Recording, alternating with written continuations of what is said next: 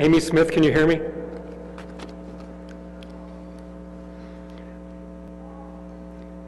Welcome to the 14th annual Michigan Conference on Affordable Housing, because for 13 years we were the Michigan Conference on Affordable Housing.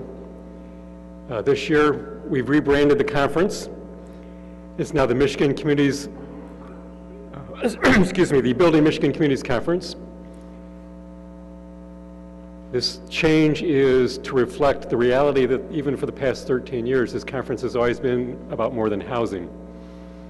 I think everyone in the room, all the folks that work on the planning committee, work on a lot of issues in trying to improve our neighborhoods and our communities. Housing is a big piece of that, but it is only a piece, and it is in recognition of that that the planning committee decided to change the name to more accurately reflect what all of us are really engaged in. You all, in your little book that came with the stuff that you picked up at registration, has a list of the planning committee members. There are about 25 organizations that were very actively involved in planning this conference. Some of them may have on their name tag a little thing that says committee, or they may not, but if you look in the book and you see who those folks are, please take an opportunity to thank them for their hard work, as this conference reflects a year's worth of effort from a lot of people that worked very hard. We have a lot of different sessions. We have some sessions we've had every year that are favorites. We hope you like the sessions, we hope you like the content, but please let us know. You're going to have lots of extra time, opportunities to give us evaluation this year. Please take advantage of that. Before we get started, there's always the routine housekeeping things. One is, over this direction is the exhibit hall. We've tried to build in plenty of opportunity for you to go over there and spend some time, and please take advantage of that. We have some new exhibitors this year. We have some other folks that have been with us every year, and please stop by their tables. Tonight, 4:30 to 6 is the planning committee reception. Please stick around for that. We have a little bit to eat. We have a little bit to entertain you, a little bit something different this year. So please stop by for the reception. The continuing education credits, once again, the entire conference has been approved for the social work credits and for the InACHI credits. Some of the sessions were approved for real estate, and if you're on my email list, you should have gotten the notice on Friday that a number of the sessions have now been approved for the American Planning Association credits. And I believe that folks that are housing counselors working with MSHDA can also get credit for some of the sessions with the housing counseling. And if you're not sure about that, please stop by and find somebody from the MSHDA Homeownership Division. Mary Townley is here. I believe Jody Mercer may be here, and they should be able to help you. You have to sign in and out of the sessions to get the credit. If you parked in a lot other than under the Lansing Center, make sure you stop by the registration desk and pick up a parking voucher. Let me repeat that. If you park somewhere other than under the Lansing Center, please make sure you stop by and pick up your parking ticket. It won't help you when you get ready to leave and you don't have that ticket, as several people discovered the hard way last year. So, feedback. In addition to the regular evaluations we've done every year, we've actually set up a mobile communication in each session room where you can actually do feedback at the end of the session right there on the spot. There'll be instructions in the sessions when you get in those rooms to tell you how to do that. And again, we encourage you to take advantage of that, because it's only with your feedback that we're able to make the changes each year to try to make this conference a better conference. 2 sessions for today have been canceled due to illness.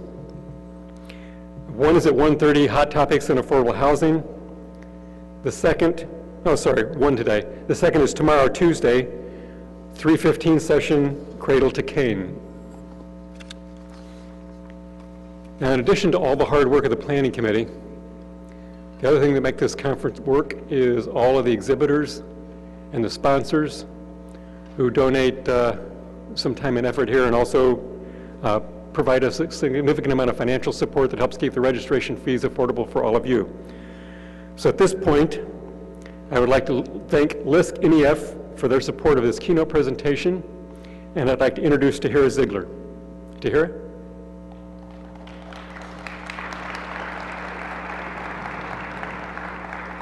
Tahira will tell you all about LISC NEF, but I can say Tahira is someone I've known for a few years. She's always been very hardworking, very dedicated, and very committed to making life better for all of us. And it is with great pleasure I introduce her to speak to you. Good morning. Okay, we can do better, can't we? Good morning, everyone. Good morning. Thank you so much. As Jess introduced me, I am Tahira Ziegler from Detroit Local Initiative Support Corporation. I work in Detroit, but we have a program here in Michigan as well. We work to transform neighborhoods. We've invested we've raised $12 billion across the country. We are a national community development financial institution. And we've been able to create over 200,000 affordable homes and, gosh, 46 million square footage of commercial space across the country. But we're here with our partner, also our syndicator, the National Equity Fund, and you will hopefully stop by our booth over in the exhibit hall sometime today. They've been able to bring a lot of tax credits to the state of Michigan.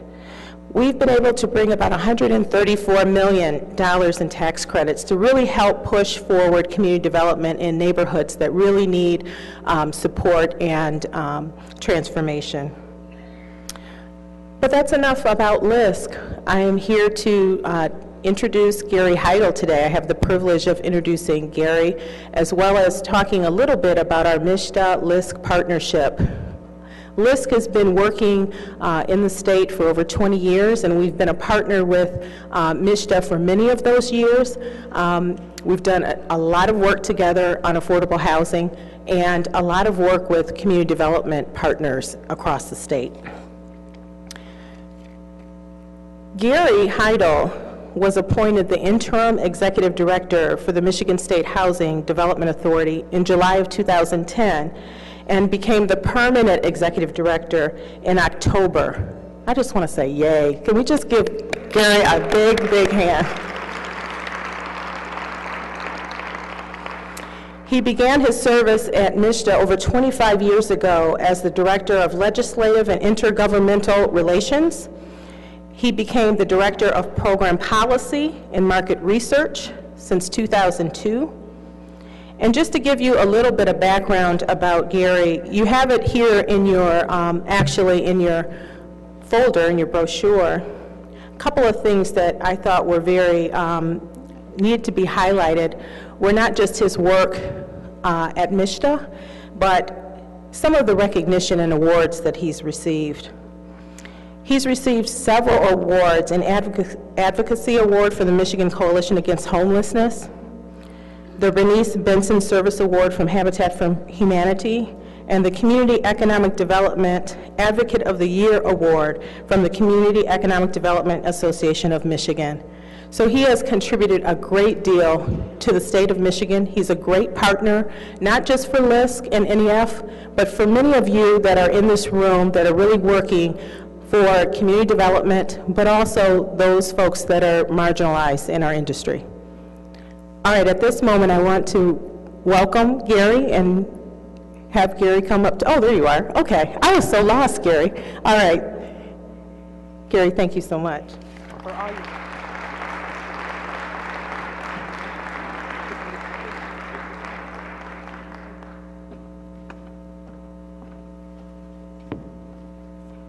Thank you, Tahira. Everybody hear me? Good. I'm going to be very informal. I got to tell you, I have a little memory when it comes to LISC. I remember Terry DuVernay getting a call. For those of you who don't know, Terry DuVernay was the executive director of MSHDA about 25 years ago, and he was the person that hired me at MSHDA. And it was a call from National LISC, and they said, Terry, we want to come into Michigan. And Terry says, wonderful, I think you're a great organization, but I also want you to make sure you come into Detroit, because that's an important city for us. And so Doug Shelby and I went down to meet with Evelyn Brown, who was at that time working in the city of Detroit, and talked a lot about what it would mean to have LISC in Michigan and in Detroit, and so that's how it started. It's been an incredible part of what we do here, and they've been an incredible part of what we do here in Michigan, and I want to thank them very much for all the work that they do. It's been a real pleasure for me to know various directors of both the statewide program, as Chuck Balik now, it used to be Tom Edmondson, or Tahira now, but it used to be Evelyn Brown, and Anika Goss-Foster was there also, and so a lot of great people who, by the way, are still in Michigan doing great work, and so that's important. I want to welcome you to Lansing and to the first Building Michigan Conference. I thought Jeff was very eloquent in talking about why the name was changed. This is the 14th conference, though. And when Jeff told me that, I thought, oh my gosh, 14. I was in my 40s 14 years ago. And I won't tell you how old I am today then. You have to figure that out for yourself. How many of you are first time for this conference? Wow, thank you.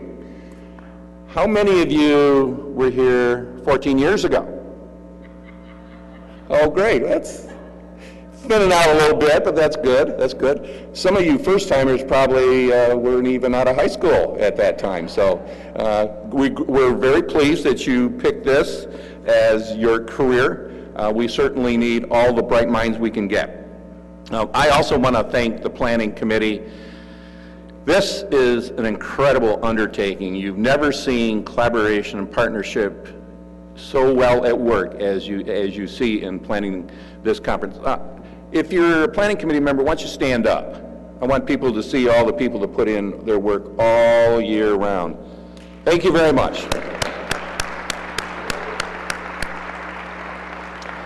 I especially want to recognize Jeff Sobel. He didn't say it this time, but just kind of and now and then talks about when he and a few people got together, I think it was at a restaurant, and talked about this whole idea, and then it started. And so he has been a guiding force, a patient voice, a person who has just really done an incredible job on putting this conference together. So where are you at, Jess? Thank you. You all know he's very shy too, and so make sure you go up and pat him on the back. The name change to the Building Community Conference reflects that about all the work that we do, whether it's eliminating homelessness, financing rental housing, providing home ownership, building assets, revitalizing neighborhoods. All of this builds community. There's just no doubt about it. And although housing is the critical component in building housing, there's a recognition that there are other things that are doing it too, which is why you see, and a recognition by you and a recognition by others. Strong and vibrant communities also require businesses that create jobs. Mixed-use developments, those that have both commercial and residential and market rate. Green spaces like parks and gathering areas. Very alternative forms of transportation that link different parts of the community together. Walkable neighborhoods and downtowns, and the preservation of historic structures. What we're finding, and this is something that us in the community development industry have really evolved to, is that we can help create, in order to help create a good quality of life for a person, it's just not about providing the housing. It's really about the neighborhood that they live in and all the things that go on in that neighborhood. And over time, we've also realized it's not just about the neighborhood, it's about the community that the neighborhood's located in. And throughout Michigan, neighborhoods, cities, and communities, large and small, urban and rural, are awakening to the importance of community development, or as is now being referred to, placemaking in economic development. The governor has said community development or placemaking development and economic development are two sides of the same coin. People want to live and work in communities where there are both great quality of life and jobs. Today, at MSHDA, we are unveiling the My Place website. My Place joins our other websites that many of you are familiar with that address the major areas that we work in MSHDA. That includes the Campaign to End Homelessness and a comprehensive look at how we really look and address the problem of homelessness, and the Hardest Hit campaign. And that's how we deal with the problem of foreclosure in our state. As many of you know, we've received a significant grant from the U.S. Treasury, and together with our partners in the foreclosure, the Michigan Foreclosure Task Force, and many Michigan lenders were working to deal with foreclosure. So the My Place website is really that effort again to really show what can happen when you're building your community together. It's a one-stop shop for everything about placemaking. What it is, where it's happening across the state, and how to get it started. The site offers inspirational first-hand accounts of pure Michigan success stories. And here's a simple video that's on the site that visitors will see at the myplace.org. So roll the video, please.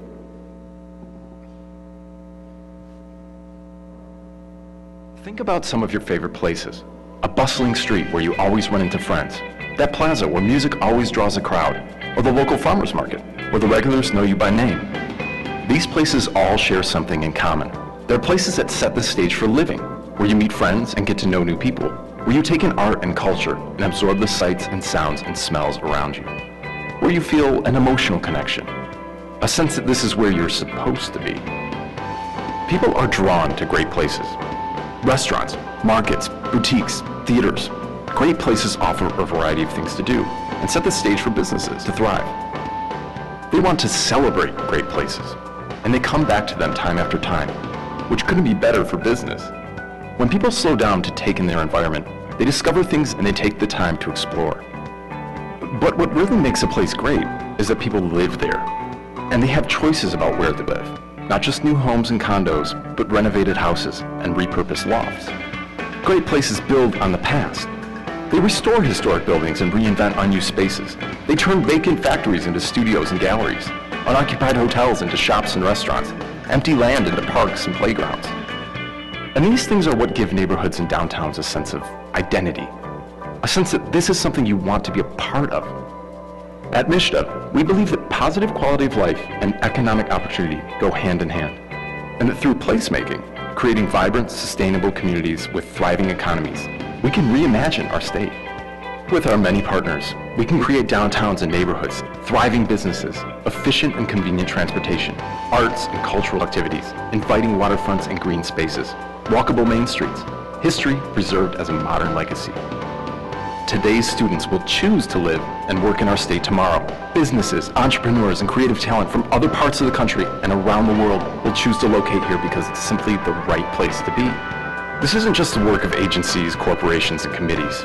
It's the work of everyone who calls Michigan home. Business owners, teachers, farmers, students, doctors, lawyers, line workers, parents, and even children. Everyone. We can all make a difference. You can make a difference. And this is how you can start. Find out what placemaking is all about through Michigan success stories, visionary perspectives, resources on how to get started. Spread the word. Tell your friends, your family, about how we can reinvent Michigan together. Take the first step. Just a small one will do. Because big things start small. Corner by corner, Main Street by Main Street, neighborhood by neighborhood, where we can reimagine Michigan together.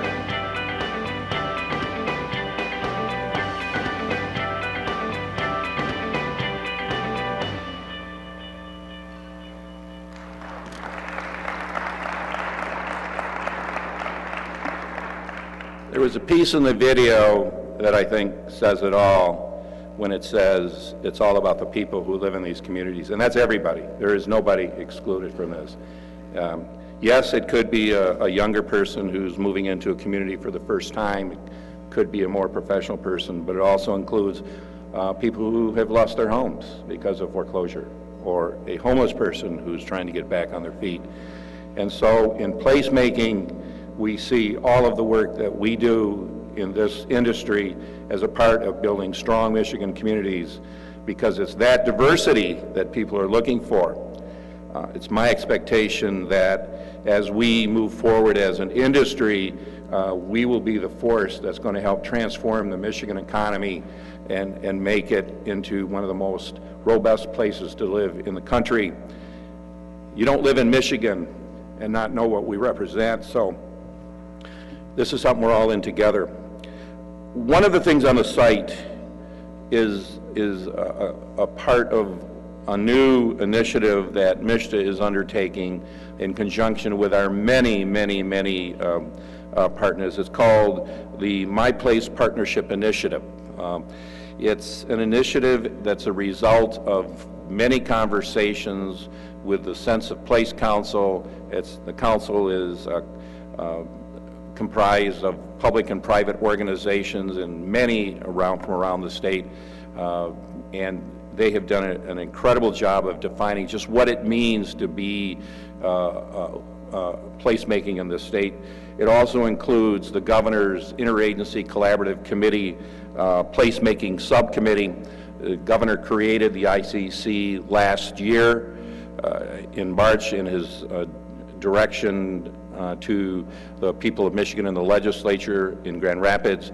The subcommittee is composed of many state departments working to really look at how do we transform the Michigan economy. The placemaking subcommittee is especially looking at placemaking. A major part of that initiative is how state government will organize its resources in order to support local initiative. We've seen a lot of these very interesting local initiatives happening throughout the state. Up in Traverse City, in Grand Rapids, Lansing, and I was in Howell late last week, and they were unveiling what they're doing in terms of things that can really help make their community compliant or competitive. And so in the state level, with the resources we have, what we want to do is be better organized so that when we see strategies like that, we can really be a good partner working with people at the local level in helping them make that happen. It would be our attempt to really start to work with communities and the people in those communities in a much more aggressive way in helping define what those strategies are. Because frankly, at the state level, it's not our job to really say, this is what you should be doing. I mean, you wouldn't listen to us anyway, right? Probably not. But you need to tell us. You need to give us the vision of what you want to see your community become. And based on data and other things, together we can figure out how we want to use those scarce state resources. Because as many of you know, state resources and federal resources are limited these days. And so what we really have to do is leverage private sector resources, including businesses, foundations, and others, to be a big partner with us. And they're more than willing to do this. In Howell, the plan was printed by the local publisher, and there were several business organizations volunteering their time to make it successful. And that's the way it was in other communities too. So the idea of coming together to really define our future is something that's just happening throughout Michigan. I think it's just going to be incredible. We've gone through a very tough 10 years in this state. My firm belief is we were never down and out. We were just thinking about what the future was going to look like. And I think now we've figured that out, what the future looks like. And it's about all of us working collaboratively together to make it happen. Because Michigan is a great state, and it's just not going to be a state that's going to stay down at all. So I urge all of you to review the My Place Partnership Initiative. Give us your feedback. I also encourage all of you to take a look at myplace.org. This is an incredible website where we're going to be building on it. We're going to want your feedback and your content on how it's going to happen, but it's going to tell the world that Michigan is a great place to live. So with that, I'd like to introduce the next speaker. Anisha Freeman is the creator and director of The Lies That Bind, The Legacy of the Locks. It's a trademark program. The program is based on the work of several experts in the fields of neuroscience and psychology. Anisha integrates concepts from these and computer programming along with 15 years of participant observation, exploratory, ethnographic research experience into one innovative cause and effective treatment methodology.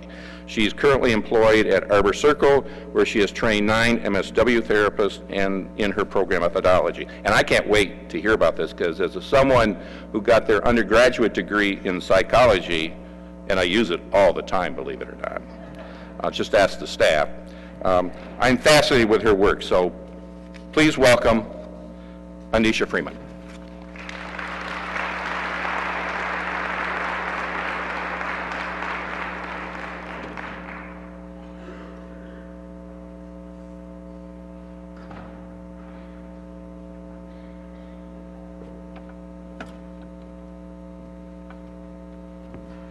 Good morning.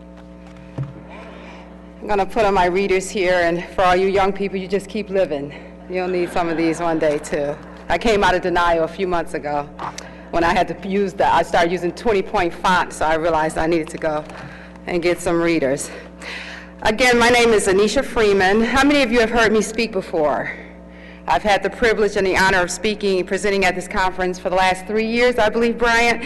And last year, I did an opening session the last day of the conference on a Wednesday, and I told my story, and I entitled the presentation, "Ladies and Gentlemen, We Can Rebuild Her, We Have the Technology." But this particular year, I would like to alter the title somewhat, and I would like to say, "Ladies and Gentlemen, We Can Rebuild Them, We Have the Technology." Because I want to tell my story, but I do not want people to believe that I'm an anomaly, that this is something that just happened to happen to one particular person and that it can't be replicated, because that's not true. Do any of you recognize where that statement comes from? It comes from a TV show, an old one. Well, for you who don't, it was really, "Gentlemen, we can rebuild him, we have the technology." I changed it a little. It was from the $6 Million Man. And in the opening of this particular TV series, they would say, "Steve Austin, astronaut, a man buried alive. Gentlemen, we can rebuild him. We have the technology. We can make him better than he was. Better, stronger, faster." And what they were saying in this particular opening session is that this particular man, Steve Austin, he was an astronaut and he had some skills and some abilities, but he had been wounded in an accident and he was damaged. And they were saying, you know, we have invested too much. There's too much skill and talent in this particular man than to just let him sit on the side handicapped. We can rebuild him because he's valuable. And so I wanted to tell you about myself and my life and the human asset building campaign that some people rolled up their sleeves and did as it relates to my life. But I don't want you to think that this is an isolated incident. I want to introduce you to some very brilliant people, some talented people that I work with, that I encountered when I was on the streets, some beautiful people who are wasting away standing on our street corners. We have some very smart, intelligent geniuses standing on our street corner with their pants hanging down. We have some brilliant-minded women standing on a corner with fishnet stockings on. We have some very brilliant people going in and out of prisons and in and out of treatment centers. And we have some very dynamic, brilliant people going in and out of our programs year after year after year after year. And they're not being addressed, they're being addressed, meaning their issues are not being addressed. We're just sending them from address to address, from one program to another program to another program to another program. And I will not stand up here and pretend to be naive. I have 2 business degrees and a master's in social work, and I'm not standing up here to tell you that without addressing the big pink elephants that are in the room. And for all of the presenters here and the workshop moderators for this convention, I challenge you, whatever your topic is, please include a segment on the big pink elephant in the room that people try to ignore when they do these types of workshops a lot of times. So when I talk about this population, a lot of people right now are probably feeling a lot of cognitive dissonance because there's people who have tried to teach me. They didn't think that I understood how the game worked over here in this world. So they would take me to lunch and try to teach me how the game works. They would say, Anisha, this is a cup. This is the bottom of the cup. We need the bottom of the cup to hold up the sides. And I would listen to them, and I got a lot of free lunches and a lot of free dinners. I had one particular woman take me to lunch when she found out that I was on the same funding council with her that made some decisions as it relates to a very large amount of money. And she took me to lunch because she had heard what a radical, revolutionary person I was. And so she took me to lunch to find out if we were on the same page. And I ate her lunch, and I ate her food, and I had stuff flying everywhere. Waitress, waitress. And when we got through, I told her, we're not on the same page, we're not in the same chapter, we're not even in the same book. I'm going to challenge every symptom treatment program proposal that comes across that desk. They altered the entire structure of that funding council, probably to get rid of me, but it was very effective because I told them no one should be sitting at this table who has a proposal before you. We're grading each other's proposal. That's why the human service industry a lot of times have not been challenged. We're all such great friends. We all go to the same country club. I can't vote on my proposal, but I can vote on yours. You can't vote on your proposal, but you can vote on mine. Knock it off. And that's why the same things have been going on and on and on, because things in this industry needs to be challenged. And well, here's my answer to people's fear about this population that they feel needs to hold up the bottom of the cup. Unfortunately, you have geniuses sitting in the prison cells right now because they were self-medicating untreated trauma, but you have some people running some organizations that need to investigate employment opportunities in the fast food industry. And this is not something that I said. This is one of my professors. This is what he told a classroom of us when I was working on my degree in computer technology. He said, I have looked at some of you people's majors, and a lot of you have computer science down. He said, and I always check people's GPA before they come to my class. And he said he made that statement. I would like to recommend that some of you investigate employment opportunities in the fast food industry.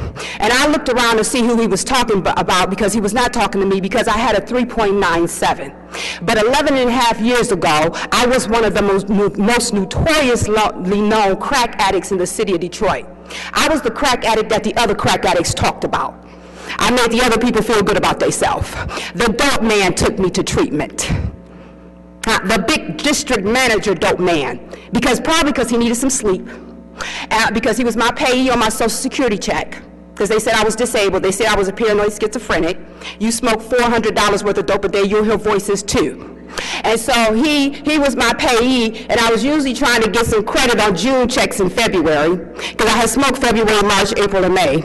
And so he took me to treatment so I could get some help. The human service industry in Detroit had written me off as incorrigible. They would not even let me into certain treatment centers. But I'm going to tell you about the people who looked and saw the potential in me and rolled up their sleeves and worked with me. Okay? And I want to do the opening scene from the $6 Million Man, but I want to use my story. Anisha Freeman, a woman with a special gift, buried alive. Raised in a home with a paranoid, schizophrenic, religious fanatic who also suffered from obsessive-compulsive disorder, and a pedophile. Ladies and gentlemen, we can rebuild her. We have the technology. We can make her better than she was before, better, stronger, and faster. And I want to thank the people and the programs and the organizations who rolled up their sleeves and helped me. Because what they did was they helped someone who had a special gift. I never knew what my gift was. My gift is my mind and the way it operates. I didn't know it was a gift. It almost got me killed on the streets, because I think 3 and 4 steps ahead of stuff. I do anything I want with data. I pay no attention to the context in which I receive the data. I break stuff up and piece it together, and I would just say stuff. I wasn't actually from the streets, so I didn't understand how those subcultures operated, and I was messing up their game because I would teach all the new people what was going on, and I would just say stuff, and I didn't know it was a skill set. One of the young ladies in the street who was raised in the street pulled me to the side one time because these people were getting ready to put a contract on me because even back then, I had a gift. I was helping people get off dope. I was on dope, but other people were getting their lives together just based on stuff that I would say. And she pulled me to the side. She said, Anisha, you see things from 5 or 6 different ways. Everybody can't do that. I still didn't understand until later that I had a gift. And I discovered what my gift was when I went to college. I understood what my gift was. All of my degrees are summa cum laude. I have an associate's degree in computer applications technology. I had to get a GED when I got clean. I got an associate's degree. I got it in a year and a half with a 3.97. I have a bachelor's degree in business, summa cum laude. I have a master's degree in business administration, summa cum laude. Simultaneously, I became a certified alcohol and drug counselor. Yesterday, I just uploaded the last 2 assignments for my master's in social work 4.0 on a future faculty fellowship, but I am not an anomaly.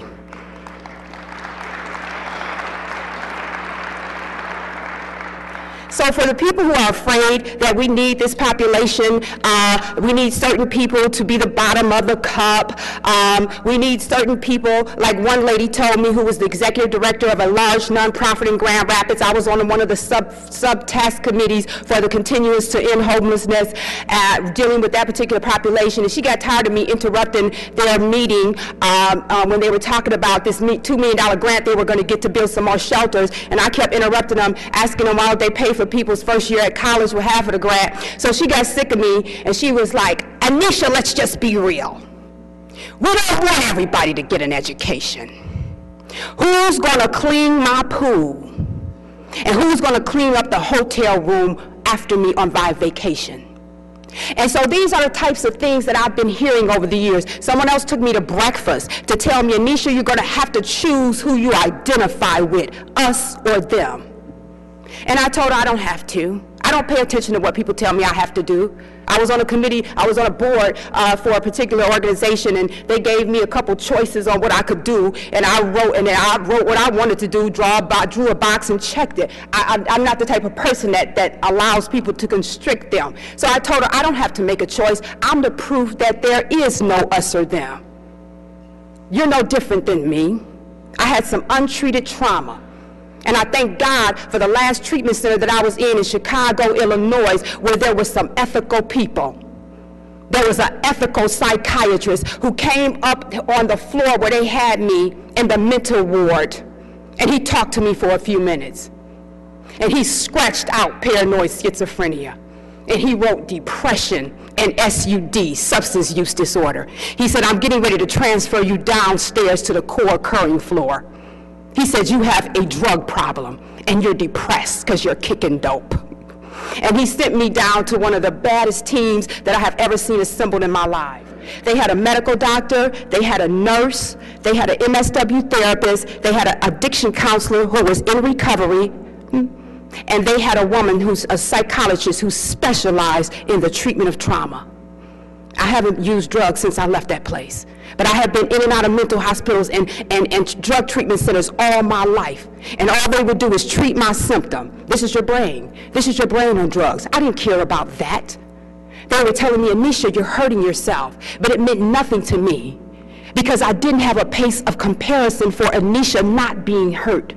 Anisha being hurt was a normal state. I didn't even know another state existed. They were not reaching me like that. I had trauma that needed to be treated. And I want to thank God for the committee that is now fighting to have trauma put in the DSM-5. And they got a fight on their hands because there's a lot of money involved. But I want to give you some motivation on why we need to start thinking differently. This is a particular article that was written, and I'm not sure if I'm pronouncing his name right, Robert Heidel. He's the former executive vice president and chief operating officer of Microsoft. He wrote an article called Think. Does the U.S. realize it's in competition? He said, globalization these days is not just about inexpensive manufacturing. It includes virtually all aspects of industry. He said, historically, what the United States core competency has been its ability to be innovative.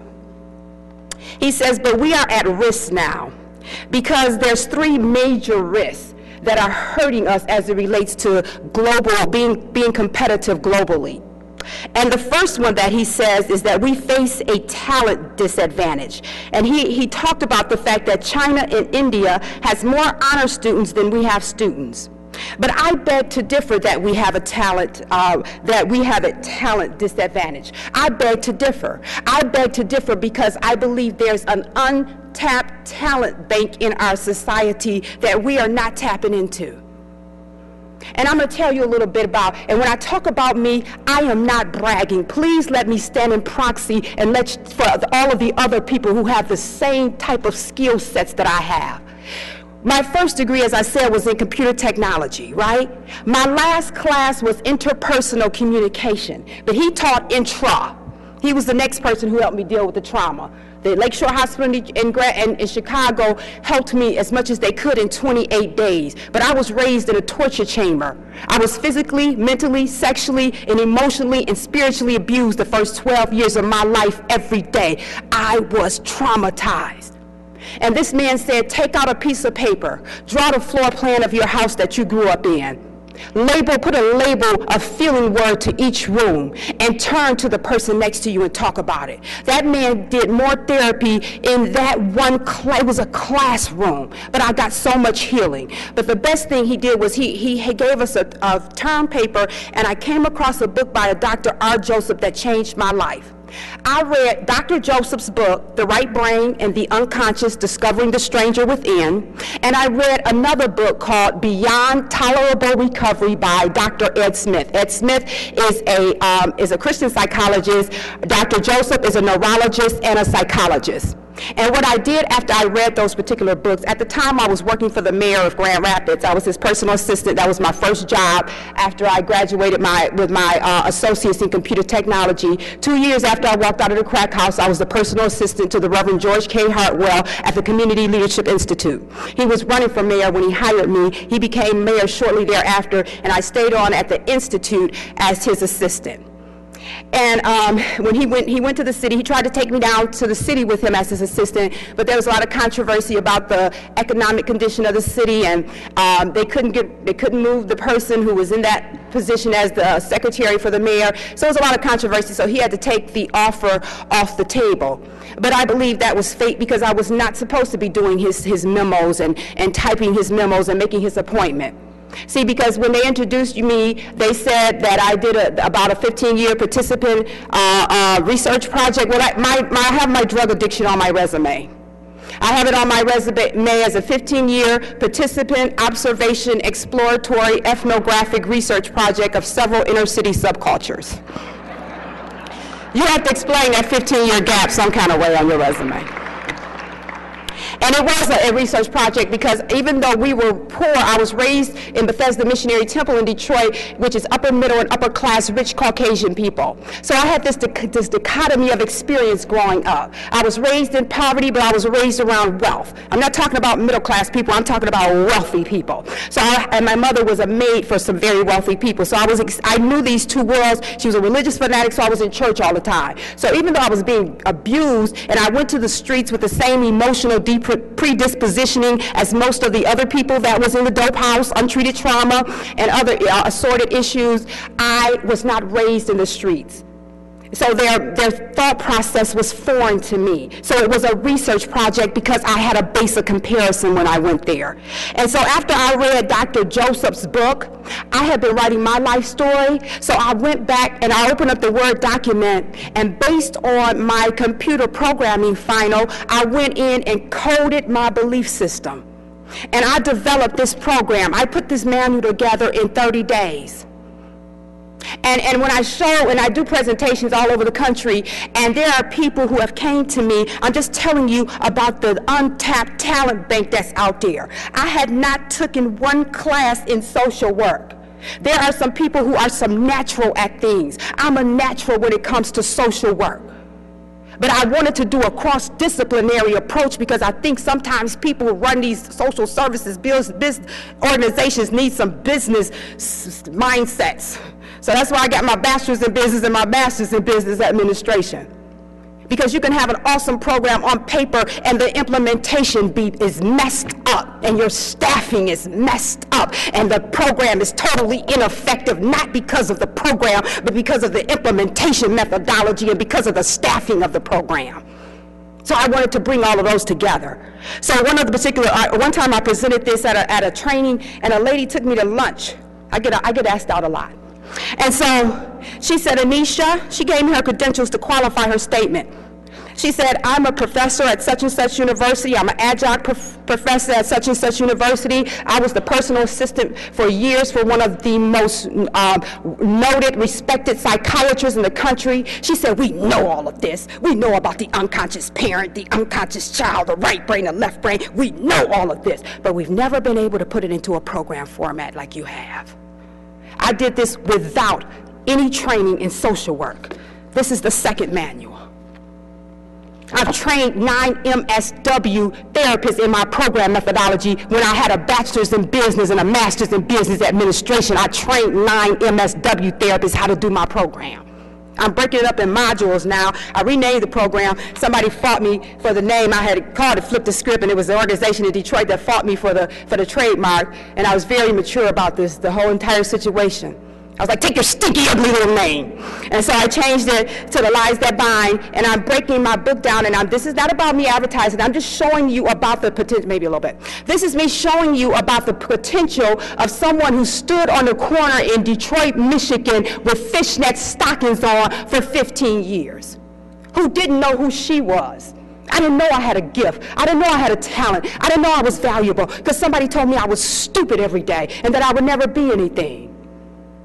And I'm not here to assassinate my mama. She really is a paranoid schizophrenic, for real. She needs medication, for real, okay? And she wasn't on it, okay? And so I want to tell you that there are some other people that we can rebuild, okay? And there's a quote I like by our retired chief of staff, General Eric Shinsik, I believe his name.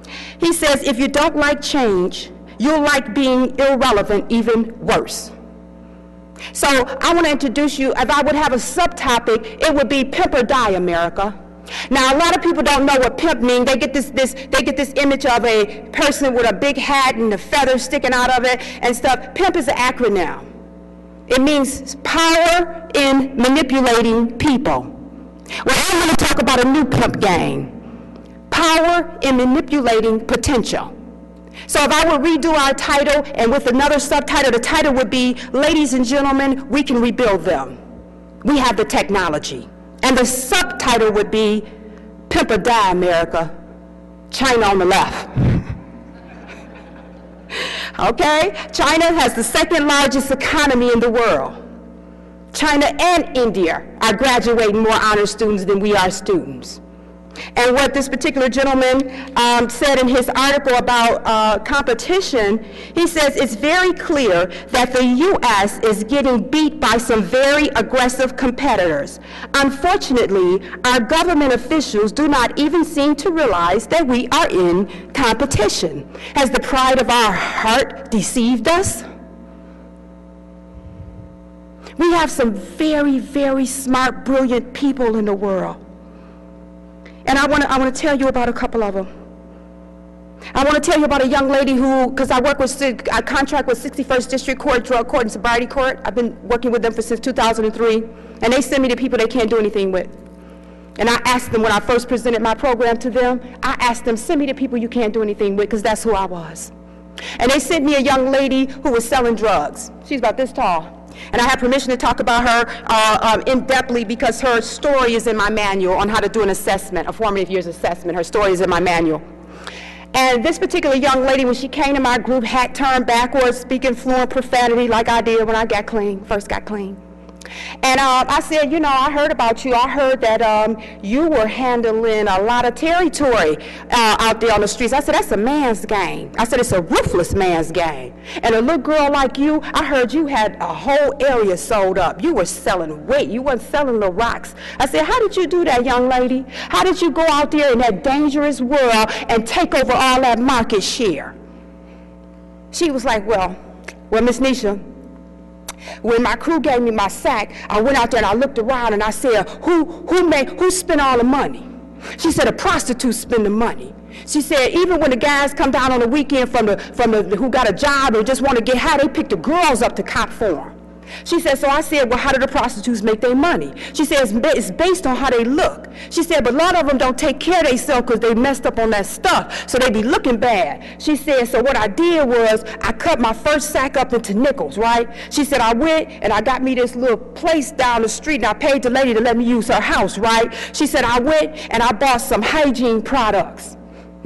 She said, I went to the beauty supply place and I bought some ponytails, some gel, some perm, and all of that. She said, I went to Goodwill and I bought a whole bunch of clothes in different sizes, washed them and cleaned them up. Then I took my nickels and I went out to all the prostitutes and gave them a nickel rock and told them, if you come spend your money with me, every day you could come down to my place, take a bath, take a shower, hook your hair up, and I'll give you a change of clothes every day. But you gotta, and when you tired, you can sleep there and won't nobody bother you, but you got to spend all your money with me. That was a bad young lady. If you take it out of the context of the only world that she knew, intelligence is relative. She was intelligent in her world. That girl did a competitive analysis in her head in 10 minutes and developed a blue ocean market strategy. And for those who are not familiar with a blue ocean strategy, it's a marketing strategy developed by 2 Harvard Business School graduates. It's a marketing strategy that makes the competition irrelevant for at least 5 to 10 years, even if you got the same product. This girl, like, she can't even, if I gave her something to read, she would stumble over the words. She would be like, second, but she was brilliant. We have the technology. Just imagine what we could have done with her. And I was trying to work with her, but I made a mistake. She was doing good. I had her, she was in college, doing well. And I made the mistake of connecting her with a program that had some resources that could have helped her while she was in that journey. And a sincere person who was sincerely wrong, because you can be sincere and be sincerely wrong, convinced her that school was too much of a challenge for her, that I was trying to make my program look good, and that she just needed to concentrate on being a good mother for her 2 young children.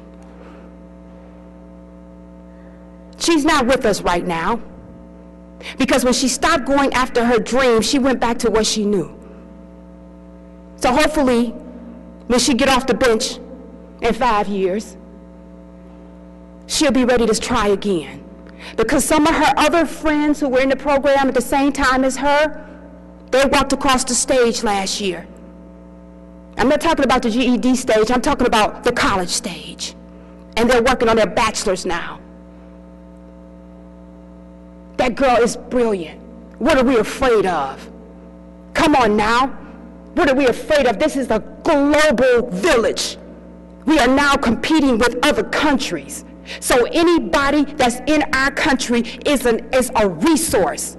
And you've got some geniuses. Let me tell you about a couple more. She's not an anomaly either. When I was at the crack house, I used to go out of treatment. So I went to Share House. Who are here from Detroit?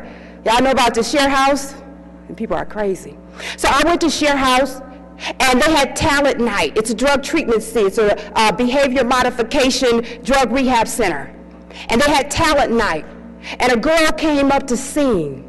And she sung Somewhere Over the Rainbow, the Stephanie Mills version. She didn't have a mic. That young lady threw her voice around that room and was walking up and down the aisles singing that song. She had everybody crying. I was standing up looking at the people who worked there like, oh my God, why are y'all standing back there? Call a record company. Do you hear this? Stephanie Mills, and we know Stephanie Mills is a bad lady. Stephanie would have had to bow and call her sire. That's how bad that girl was. Let me tell you about Felix at the crack house. Felix was a comedian. He was hilarious. If a crack addict give you some dope to perform, you're funny as hell. We would pay Felix with dope to perform. A lot of times I'd be watching TV and be watching The Last Comic Standing. I'd turn it off. Like, man, y'all ain't funny. Felix was funny. But Felix was strung out on drugs. Let me tell you about one more. Let me tell you about this gentleman. He's dead now, killed in a shootout with the police.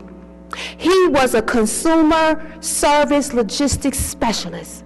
He had a crew that was selling dope in Detroit, and they would sell from the hip during the day. So they'd be walking around in different locations, selling from the hook. They walk by you, you slide them, they slide, and they keep walking. At night, he had locations, but he changed the location every other night so the spot didn't get hot.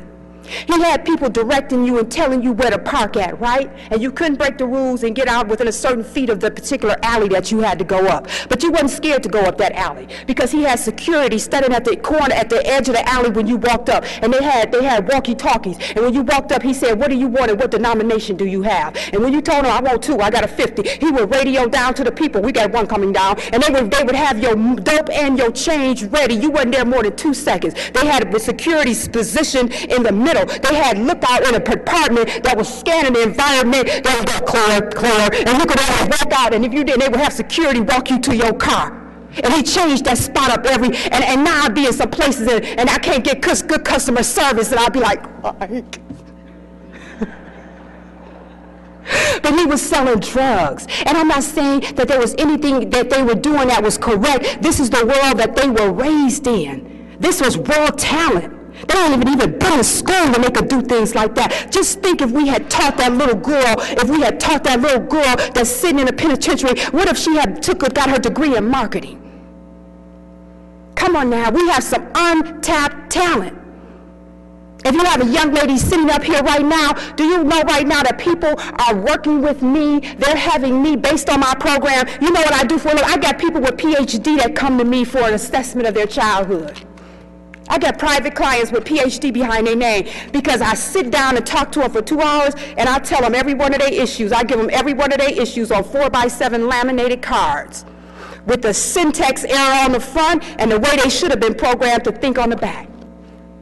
But we have groups, we have cognitive restructuring groups for real. You can't come to my group with a left brain confabulation about why you do what you do because I got your unconscious right brain belief system sitting in front of you.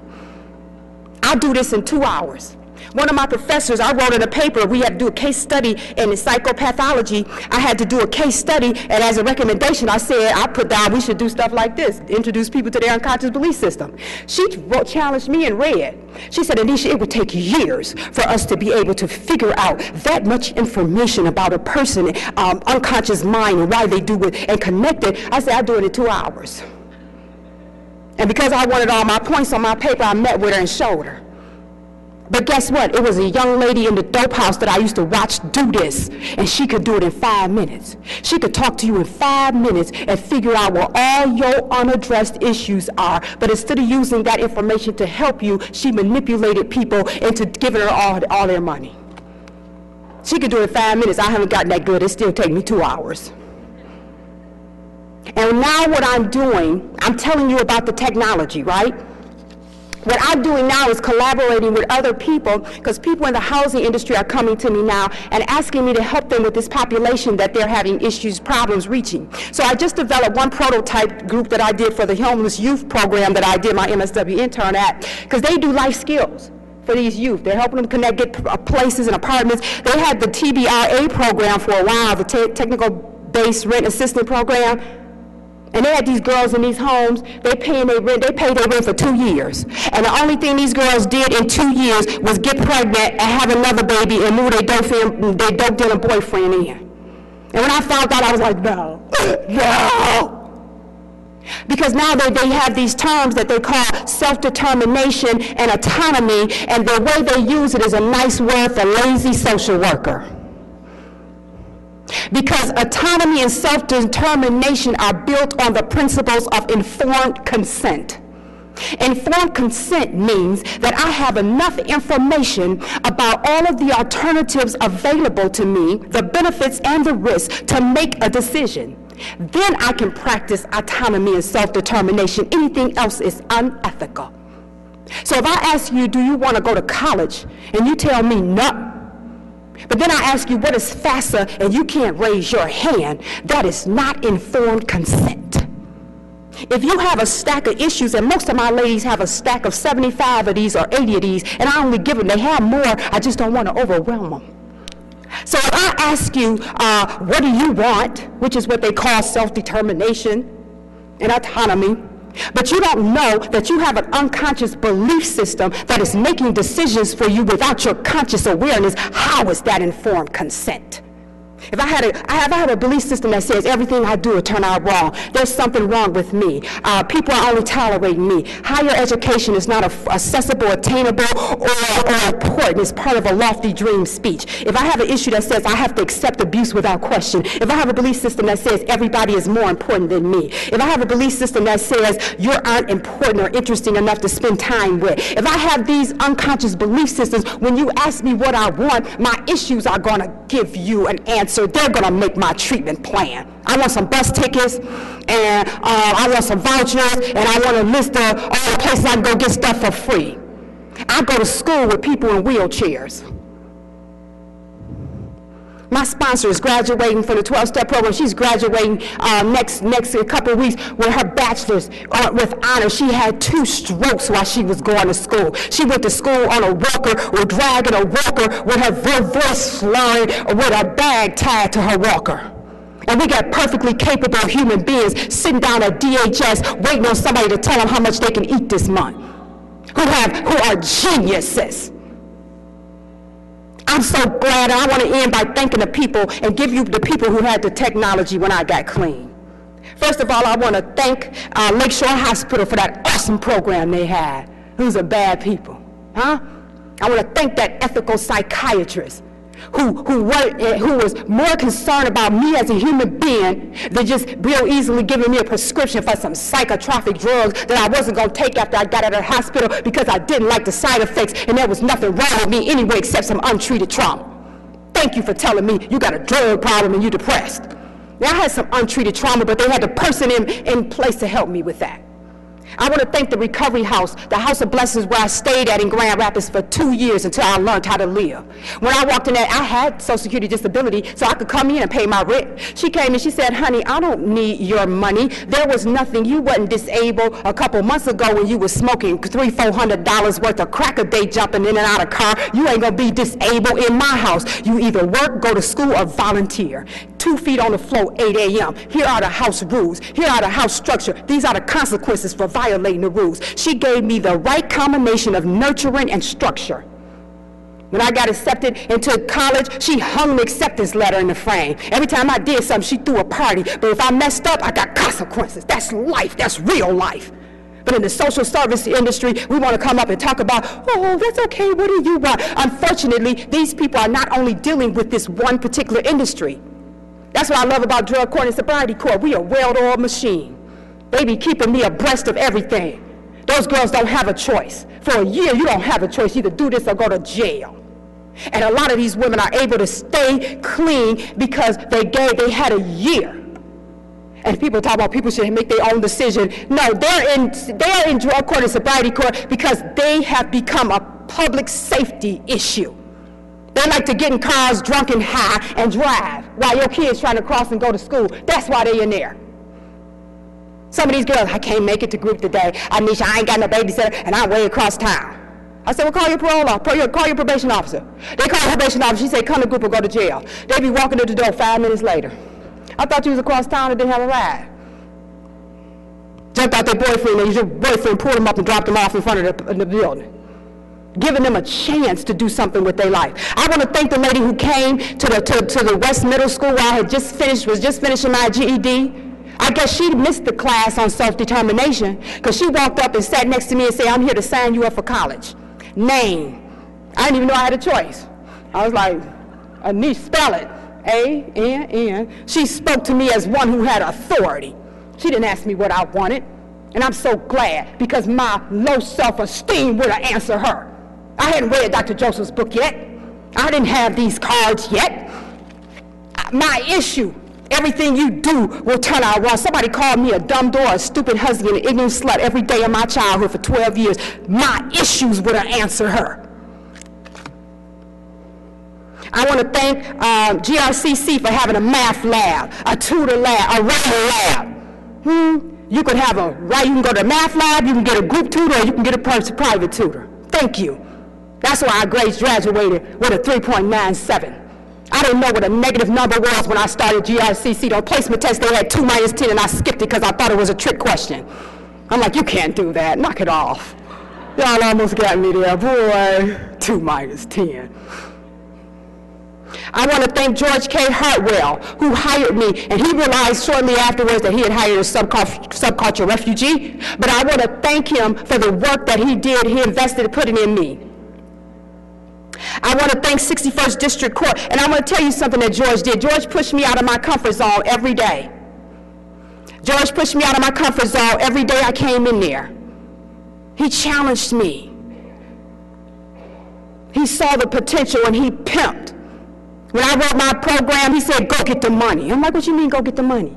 You go have lunch with your friends at the foundation and you come back with $50,000. That's how this works, George. You know, but he looked at me, he said, what you been doing? I said, George, I'm scared. You're telling me to go down to this court and tell them to give me the money that they already got in a grant prepared. They already wrote this grant and they have this money designated. And you want me to go down and tell them I can do a better job and they should give me the money? He said, exactly. I said, George, I'm scared. He said, Anisha, what did you do for 15 years? And I was still real cynical back then and sarcastic. I said, you know what I did for 15 years, George? I was a prostitute on Woodward Avenue. He said, exactly. Go get the money. And he was telling me instead of putting on a mini skirt with a fishnet stockings, put on a suit, get you a little plastic briefcase, and go down there and show them people what you can do. And I went down and talked to Jan Willis and Cindy Sycamore, and they mock credit me the whole hour. And you don't know what that term means. It means they looked at me like this. I was jumping up and around, doing skits, writing stuff on the board. They did this for a whole hour. Every now and then they would look at each other. Then they stood up and said, Anisha, we're going to give you 3 months and an unlimited budget. Show us what you can do. That was in 2004. I've had a contract with 61st District Court ever since. But these were people who were pimping. They said it was power in manipulating potential. They pimped me. Huh? And I want to tell us, America, we have the technology. You have the infrastructure in place. You have all of the components and the resources to go into this untapped talent bank that you have and put these geniuses to work and make them become responsible, productive members of society. That's all I got. Thank you.